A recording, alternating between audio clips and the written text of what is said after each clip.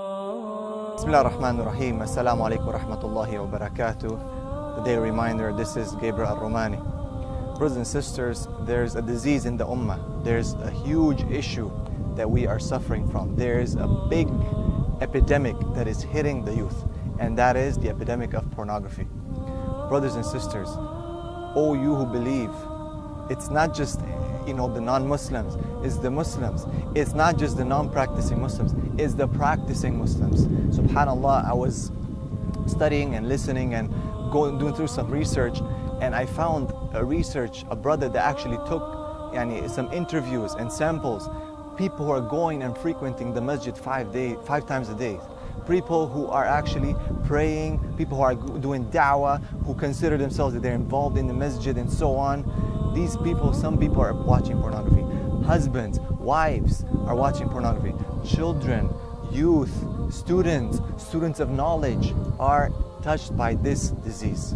SubhanAllah, it's something that has really hit the heart. I was also doing some research. The top countries by name that are watching pornography are searching for the word sex, and a lot of them came to be Muslim. I'm not going to name those countries, but you can do a little research and you'll find that yourself on Google, based on the statistics of Google, the search engine. So SubhanAllah, I want to share with you two stories that have really hit me really hard, SubhanAllah. And this is something that is affecting, is splitting families, is destroying lives of people. People are losing their jobs, and not just that, people are losing their deen. You are watching something that is haram, you're watching some images, some videos that SubhanAllah are forbidden, and not just that it causes you to lose your deen, or SubhanAllah, as if there will be something little, but it's actually changing your psychology, the way you think about sex, the way you think about the husband-wife relationship, the way you see the opposite gender in reality. It's really rampant. It's changing a paradigm shift in the terms of homosexuality and lesbianism. So I want to share with you two stories based on this. Story number one, real story. And I'm sure a lot of the da'is and shuyukh can justify and can confirm this, that they actually themselves, from what I've seen reading the message, that they themselves received this message, or this person was asking advice from them in the end.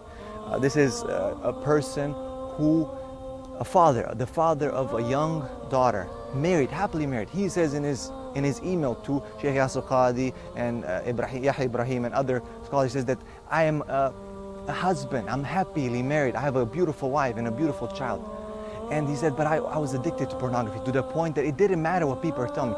People told me, the shuyukh, the brothers I mentioned, were telling him to fear Allah, to do this, be careful, Allah's watching and so on. And I just didn't care anymore. There's a difference, SubhanAllah. Some people, they're into this, they're suffering, they're fighting with it, they're making tawbah, and some people just don't care anymore. So this person was of the second group. He didn't care anymore. He just wanted to do it, just wanted to watch it. And obviously this is associated also with masturbation, watching pornography. So he just wanted to do that, this act. And he said that my daughter came to me one day and she wanted to play with me. She kept bugging me, but I was watching pornography. And SubhanAllah, he's watching, and his daughter's there. And he said, I kept going, I kept pushing her, go play. He said after some time, it was very quiet. Then I turned around and I saw my daughter laying on the floor. And as I went to her, I thought she's playing. And I picked her up and she wasn't breathing. And I rushed her to the hospital, and the doctors pronounced her dead, saying that she choked on a small piece or toy or something that she swallowed. And he said, I just buried, after writing you, and before writing you this email, talking to the scholars, the da'is, he said, I just buried my daughter. And I just wanted to share with you. This person was depressed. This person was just in pain. So he just lost his daughter right now because he didn't pay attention to her, because he was busy with pornography. Brothers and sisters, this disease, this phenomenon is going to touch every single one of us. It's going to touch our families. It's going to touch our ummah. It's going to cause problems in our deen.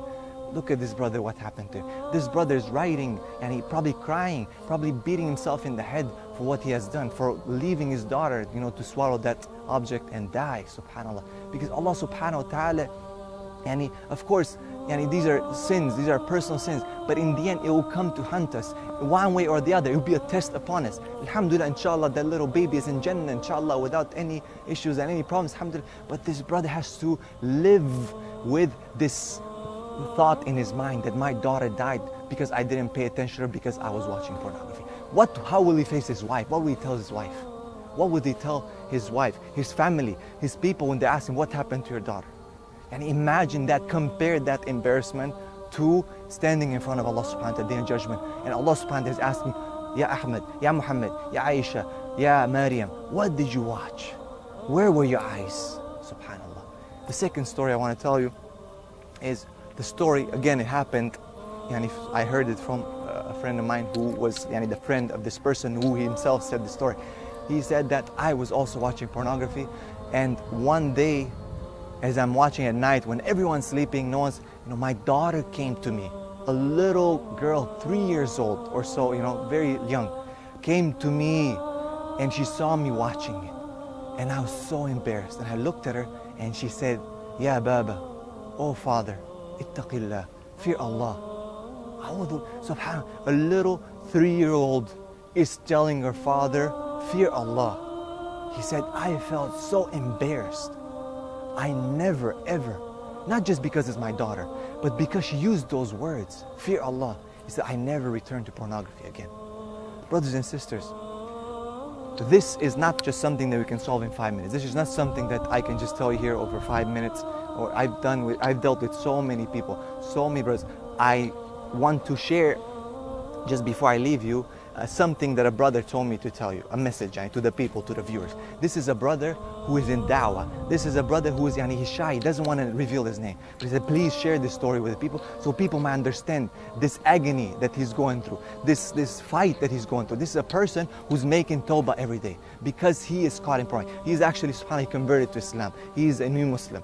And he is doing da'wah. If you would see this person, you wouldn't know. He's in the masjid, he's praying, this and that. He's a person who is calling to Allah. But he says, I'm suffering from this. He's like, I keep going back and over, but I keep making tawbah, and I keep fighting. And this guy is like psychologically disturbed because of this. He's fighting. He says he has anxiety, his chest is paining, and so on. He said, he cannot deal with this. He somehow finds himself going back over and over to it. After Ramadan, fasting, this and that, somehow he falls back there. He goes for Umrah, falls back there. SubhanAllah. So I talked to, I was shocked, I was shocked. This is a da'i, this is a person who's calling people to Allah subhanahu wa ta'ala. He says, please share this story. That it's not just the normal people, it's not just any person here. It's affecting the da'is, sometimes the scholars, sometimes the people of knowledge. These are people who are suffering from these huge problems. So brothers and sisters, I know that, you might see, well, it's bigger than this. Yes, it is bigger. It requires a lot of different elements to be tackled from. This issue cannot be solved just here. There's many facets to it, there's many elements to this equation. But Allah subhanahu wa ta'ala gives us a verse in the Quran that's the beginning. Brothers and sisters, if we don't give that look to the opposite sex, we don't give that look to that forbidden thing, that look is not going to turn into an idea. That idea is not going to materialize into a desire.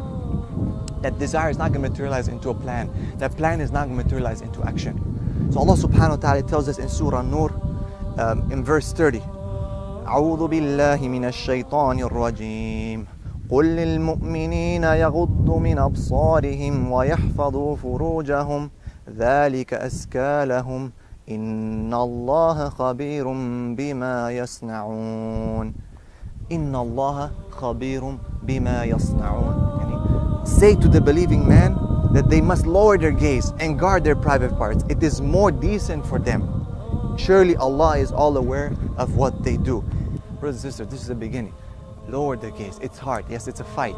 Yes, as I said at the beginning, there's two different groups. The one group is the group that basically says, forget about it. I'm just gonna keep doing it. I can't do anything about it. I don't want to make tawbah. And the other group is the group that says, astaghfirullah, keeps fighting, keeps fasting, keeps giving sadaqah, keeps fighting against this desire. Inshallah, they will be amongst the successful. Brothers and sisters, this is your brother Gabriel al-Romaani for the daily reminder. Assalamu alaikum wa rahmatullahi wa barakatuh.